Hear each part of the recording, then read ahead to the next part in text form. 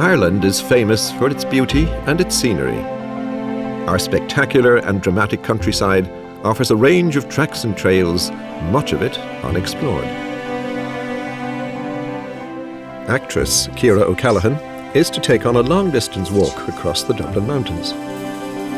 It's something very different for me to do, as opposed to working with a character, playing a part. This is going to be Ciara out in the mountains walking, just being able to be myself. So I don't know if that's a good thing or a bad thing, but I'm looking forward to it. Joining her is snooker champion and fellow Dubliner, Ken Doherty. I'm ashamed to say that I've never been up the Dublin Mountains before. You know, living only 10 minutes away, it's very, very shameful to say. I always say snooker players are all wimps, you know, because that's why they take up snooker, because they don't like the elements, they don't like contact, and certainly walking 40 kilometres is a bit of a stint for most snooker players. I don't know Ken, but I think walking with someone, we're bound to get to know each other, so I really hope we get on well, or it could be a bit of a disaster. I love all the wildlife programmes, but I've never actually had the sort of courage to get out and do something like this.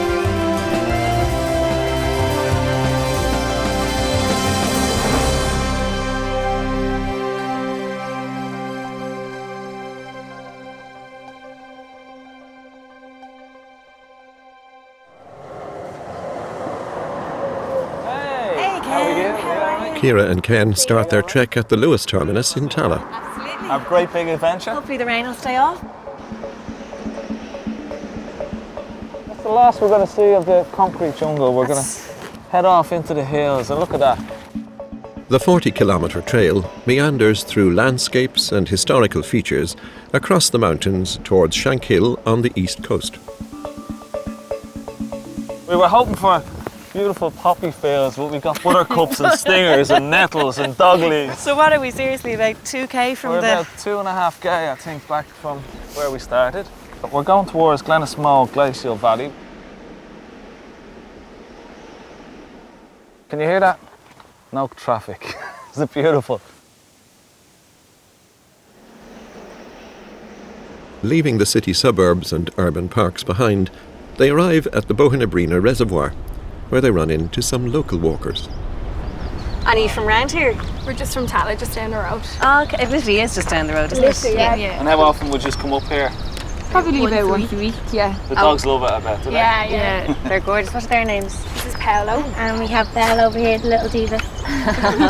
But you're lucky having this on your doorstep, aren't you? So handy, yeah. So handy. It really is. It's kind of like a well-kept secret. My dad fishes up here, so that's how we know about it, kind of.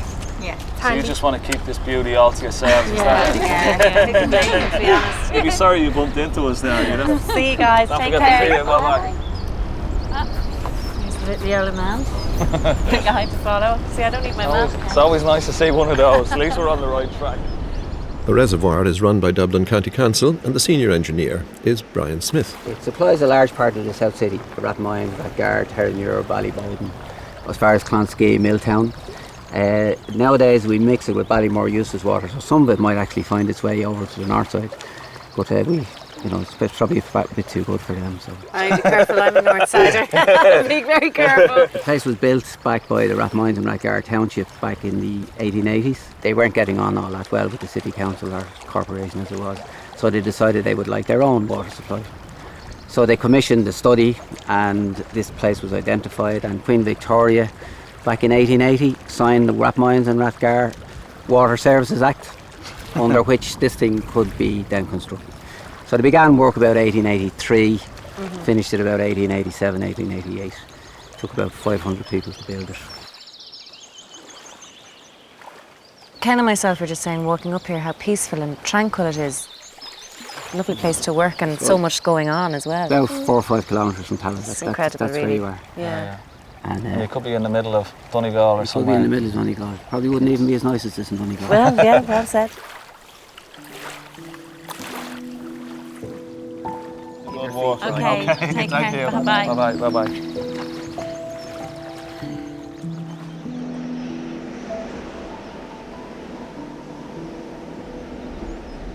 At the upper lake, Ciara and Ken discover St. Anne's, an 18th century graveyard. It's hard to believe there's a graveyard up here, isn't it? I know, it's up quite a height as well, isn't it? So much history up here that we don't know about, you know? I always find graveyards kind of eerie, do you? Yeah. Look at this, 1852, 1883 and 1863.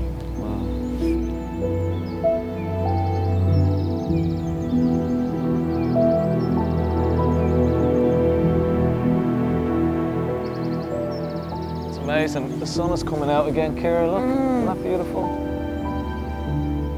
I really feel like we're hundreds of miles from Dublin, not just 7k from Tallaght. It's amazing to think that you're only 7 kilometres. You can't even see a road from here, can you? Just the birds and the sound of the trees. Isn't that lovely with the sun just hitting the water there? Look, it's sparkling like diamonds there. And Stunning.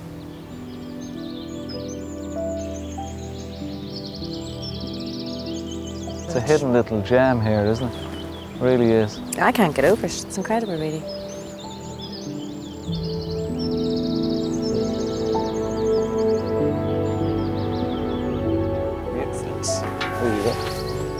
By now, the walkers are over 8 kilometres into their journey and stop to admire the outstanding city views. We're still going. Next up is the infamous Hellfire Club.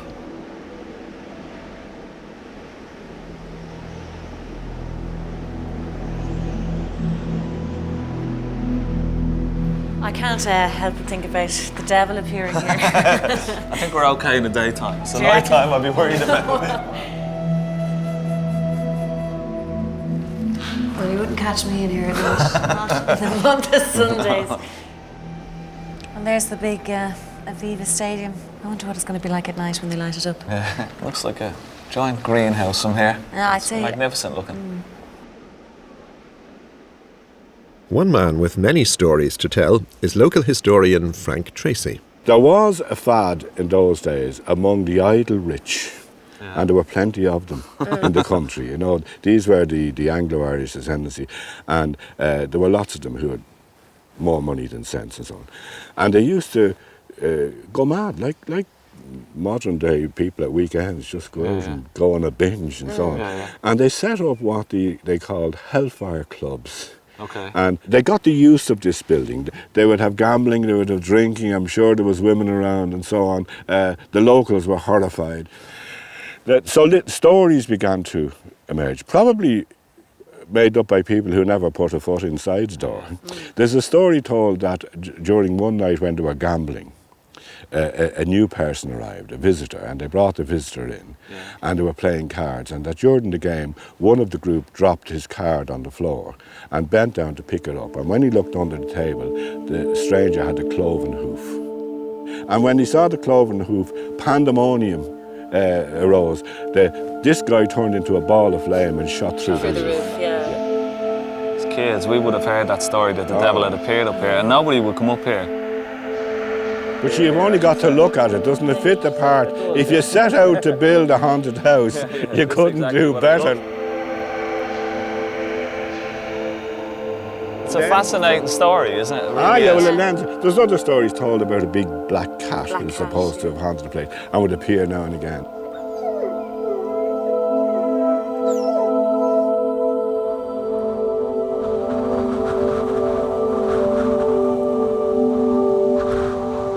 The trail continues through Massey's Wood, an ornamental forest featuring specimen trees from all over the world.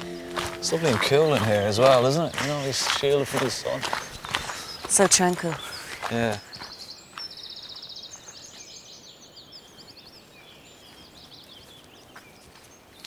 It's so quiet. It's oh so quiet.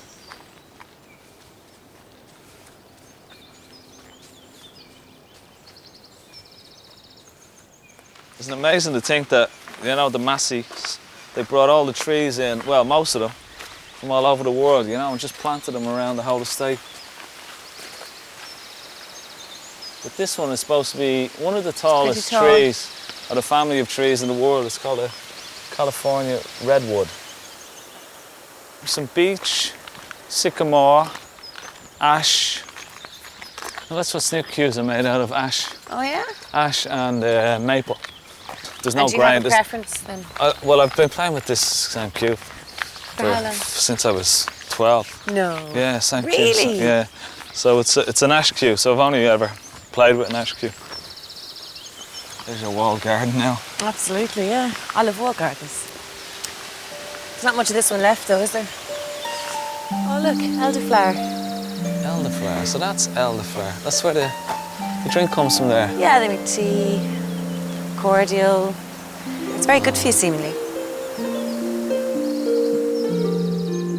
It's hard to believe it was let go to ruin like this, isn't it? Yeah, I know. I say it was beautiful in its day, eh?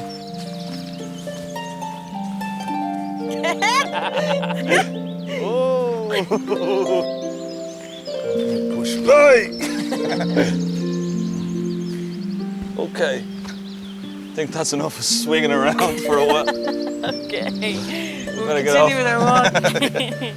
They go up along the Owendower River as they leave Massey's estate to Crua Forest. I like this trail now. It does make things a bit easier, doesn't it? Yeah, it's lovely. How long is this one? 3, 4K? 3, 4K, something like that, yeah. Oh, this is great. It's lovely, isn't it?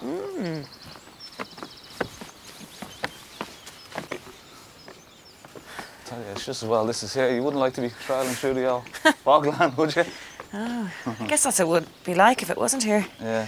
If they hadn't put this down. Trail designer Jesper Peterson explains the remarkable volunteer efforts behind the bog bridges and the walkways. There was a lot of erosion going on. People wanted to get up to the top of the mountain, so they were just continuously walking over the peat and it was getting eroded. Yeah. So this was the simple solution. It's environmentally sound because it's protecting the bog now. Yeah, of course. You know, it's just resting on top of the bog, so there's going to be no footprints or anything. Who built this? A volunteer group called Mountain Meitheal. Oh, fantastic. We do a lot of work with them, so they're able to put the bodies in. Wow. And we just supply completely the volunteers. material. So Completely volunteers. On their own time, yeah. they just come in. And how long would it have taken to actually build all About this? 6 days. They had to actually carry all the sleepers up. There was no way of getting the sleepers up. Carry 500 sleepers up They're all the way. They're not light, that's for sure. And where will we end up once we get to the top? Glendew Mountain. Glendew Let's say Mountain. it stops another 100 metres up, and then you're onto the open heartland, and then you head up to the mountain from there. Great. And how long more do you think that is? Well, all the way to the top, I wouldn't hazard a guess, but the end of the bog bridge is about 10 minutes away. 10 minutes? Yeah, Actually, yeah. that's easy peasy to this thing, especially on this trail. I look forward to getting to the top and sitting down, I tell you. Nice bottle of water. Look at this. Perfect. It's like they put it there especially. I love it. Jeez, those Mountain Meitheal people are great, aren't they? See the two cairns on the top of the mountain? Oh, yeah. That's our next port of call. Right now I'm enjoying just watching them, looking at them. Forget about Fair City, the lot. Acted in Snooker. What a day.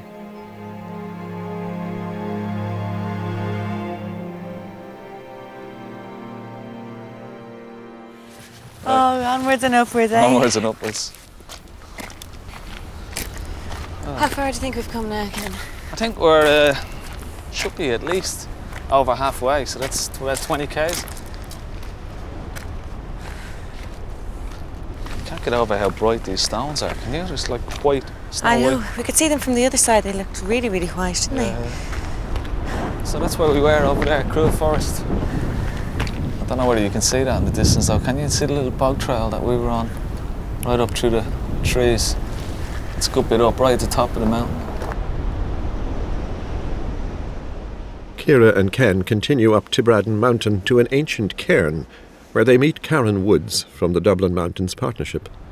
It is a great sense of history, isn't it, when you get to the top of the hill here, that you can walk in and really feel that you're part of history here. We're so lucky across the whole of the Dublin Mountains. You have all these wonderful archaeological and heritage areas, the Hellfire over Ferry Castle to Braddon.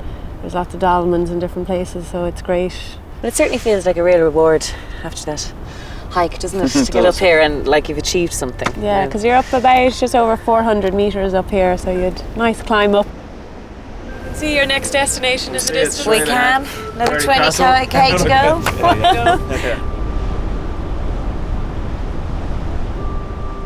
Karen guides the snooker player and the actress and explains the partnership's recreational initiative. We're going to be the first ones to actually go all the way from Tallaght to Shankill. You're one of the We're first. the pioneers. Really? Yeah, well done. Brilliant. There's 6 partners in the Dublin Mountains Partnership. You've Cuilche, you've the National Parks and Wildlife Service, and then the 3 county councils, Dunleary, Rathdown, South Dublin and Dublin City Council, and then a group, the Dublin Mountains Initiative, who represent the recreation users from mountain bikers, hill walkers, the scouts, hill runners, orienteering groups, so they're all together having an input into the partnership. Good to meet you. Coming up, enjoy the walk.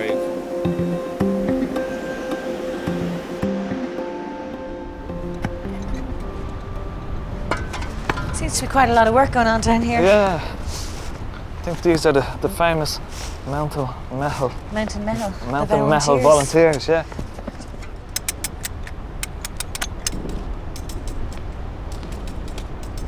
We're making a stone pitch treadway at the moment. We're working with our mattocks and our tools, and this is a water bar to help take the water away from the trail and bring it off to the sides so that the trail's kept nice and clear, nice to walk on. Where does the name Mountain Meitheal come from? Where does it originate from? The origin of the name itself goes back to Ireland, you know, in olden times, to help each other save the crops, save the turf, and then each one will help each other. And the word Meitheal, it means a gathering of people to help. It's just a beautiful, and any other, in English word wouldn't describe it in such an apt way. You're doing great work, but I mean, how long would something like this take you guys now to do? 11 work days. 11 work days. And how far have you actually come from? We've 160 metres of stone pitching done and 150 metres of gravel. Wow. And with 82 more metres to go. Really? Well, people are interested in the outdoors and we're trying to give a little something back. If people stick to the path, then the vegetation at the side can grow up. Yeah. And that way you don't have an ugly scar up the side of the mountain. Keep up the good work. Nice to see you. Now. Okay. Bye. God bless. God bless. Thank you.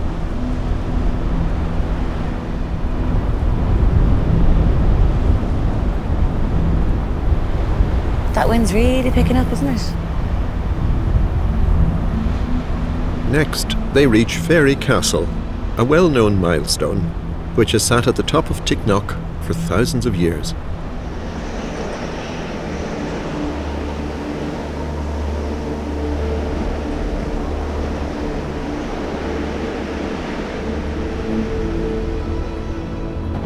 So we've come from all the way over there. All the way over there? We're finally here. We made it, eventually.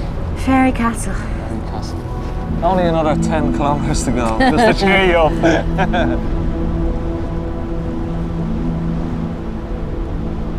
Oh, Jenny.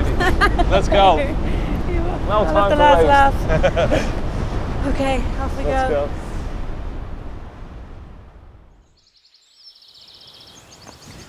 Hello there. Hello there, how are you? Nice day. Lovely Beautiful, day, isn't it? Yeah. Beautiful. Nice day for a walk. Hope it stays like this. Thank you. See you. Push round on me. Nice one. I'm looking forward to getting off the road now again. Back on the mountain. Roads are for driving on. Look at that. Oh, the sugar loaf. It's just great to get out and enjoy the fresh air and away from the city. It's really therapeutic. It clears your isn't it? head, doesn't it? Yeah. Oh, yeah.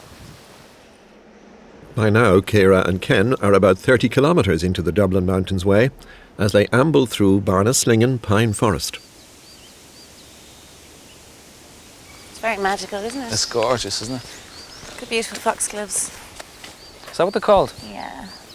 They really stand out amongst all the green, There's don't loads they? of them around as well, isn't there? Gorgeous. The smell of pine. Yeah. I think this takes us up this way towards the Scalp. Beautiful. Here's one of our Oh, the bog bridges. This is cool. This is really nice, isn't it? This way up is in. It's quite overgrown, isn't it? Yeah. Oh, look at this, Ken. So this is the Scalp. Wow. These just get better and better, don't they? Oh, it's beautiful. Look at that, the sugar loaf in the backdrop. That is magnificent, isn't it? That was worth the journey just alone, wasn't it? I think we're just right on the border here. We're on the Dublin side, that's the Wicklow side, that's the old N11. You see the birds, it's not often you'd actually be looking down on birds flying. That's how high we're up. Brilliant. Oh, it's amazing. It's breathtaking.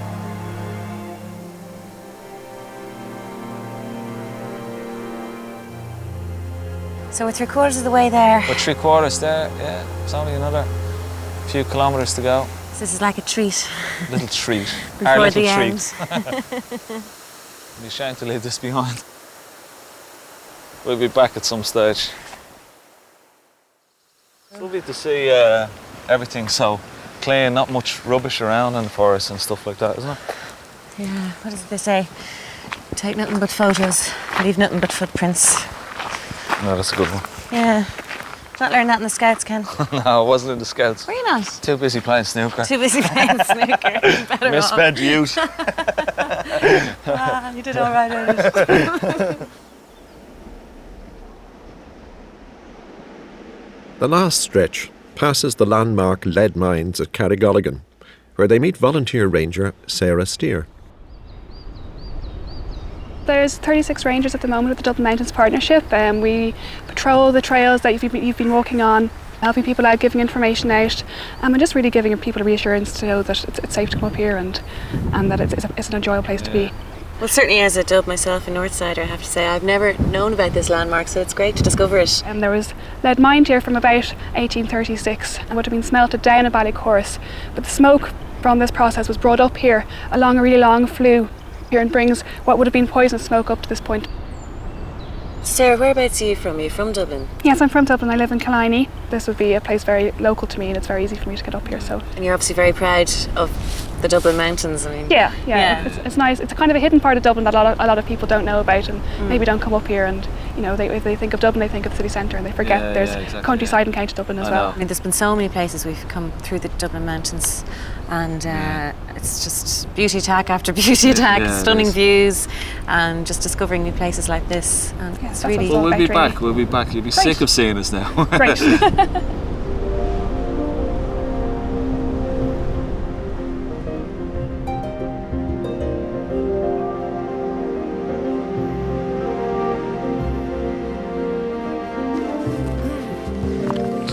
Climb here. It is. An end climb, all right. The final ascent has spectacular scenes to be enjoyed. Steep enough. Sure is.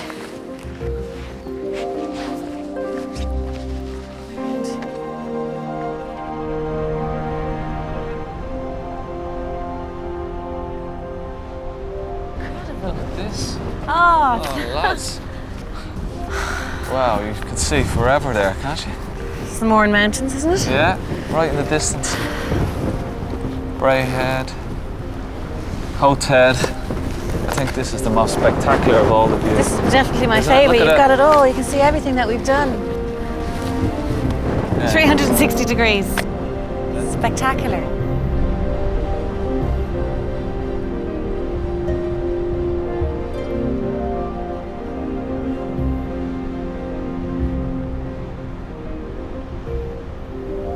I had no idea that you could come somewhere like this and get this view of Dublin and Wicklow.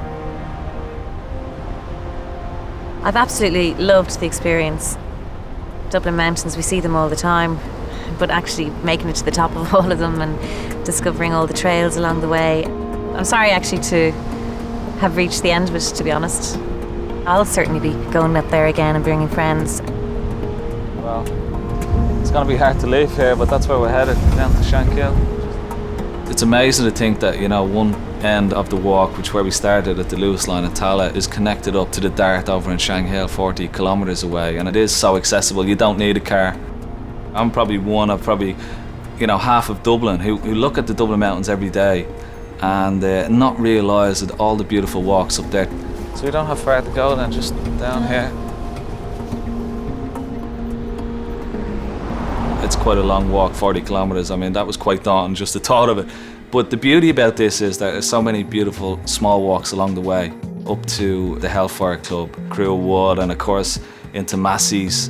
And you can park your car and do like an hour walk or half an hour walk if you want it. That was something that would really appeal to me.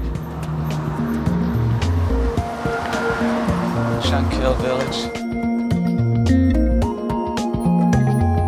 We have had such crack on this. What a way to spend your time. It's been fantastic. At times we just giggled like we were two school kids, you know. It's been really good fun. Eventually, in one piece. Are you wrecked? My legs are pinned. Upstairs like that. As a dub, I've really taken for granted the views we have here in Dublin on our doorstep up the mountains. I think people should get out there and see what I'm talking about. I'm just delighted that my eyes are open now. I can look at Dublin Mountains and say, oh yeah, I've been there. It's just absolutely breathtaking. I'm going to recommend it to anybody I see, that's for sure.